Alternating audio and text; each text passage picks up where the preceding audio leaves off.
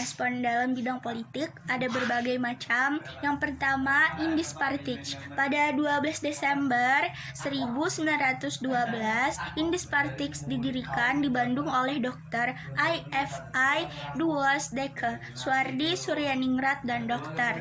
Yang kedua, Himpunan di Indonesia. Pada awalnya merupakan organisasi yang pada mulanya bernama Indisprening yang didirikan oleh mahasiswa Indonesia di Jakarta 22 Desember 1908 September 1922 saat pergantian ketua antara Dr. Surtomo dan Herman Kartawisastra. Organisasi ini berubah nama menjadi Indonesia Gesellschaft. Yang ketiga, Partai Komunis Indonesia PKI. PKI diketahui oleh Semaun yang pada tahun 1920 PKI bergabung dengan Komintern Komunis Internasional.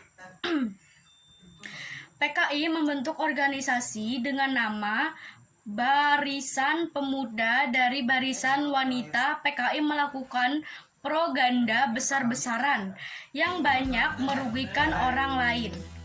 Akibat itu, PKI dinyatakan.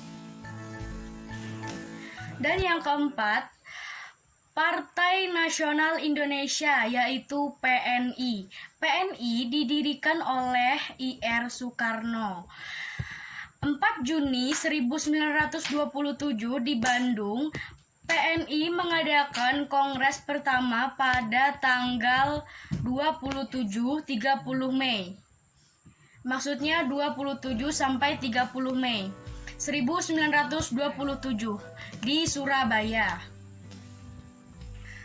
Dan berhasil menyusun program kerja di bidang politik, ekonomi, dan pendidikan nasional.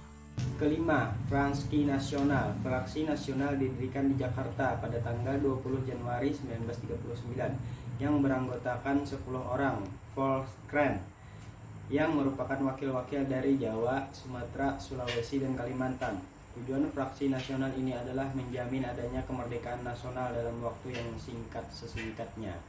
Keenam, Perhimpunan Bangsa Indonesia (PBI) dan Partai Indonesia Raya Parinda. PBI didirikan pada tahun 1935 di Surabaya oleh Dr. Andes Sutomo.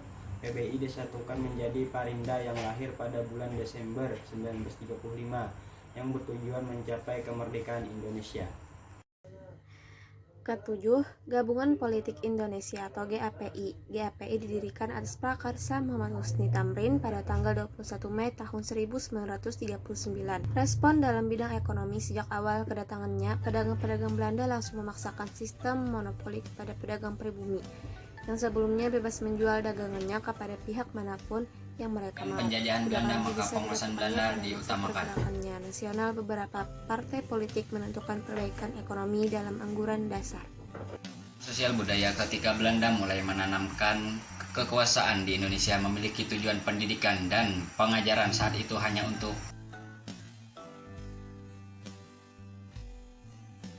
respon dalam bidang pendidikan. Pemerintah kolonial Belanda mendirikan pemerintah kolonial Belanda sebagai jaringan pendidikan dan pengajaran dengan tujuan untuk memperoleh pegawai rendahan terdidik. Pemerintah mendirikan sekolah untuk golongan menengah antara lain tahun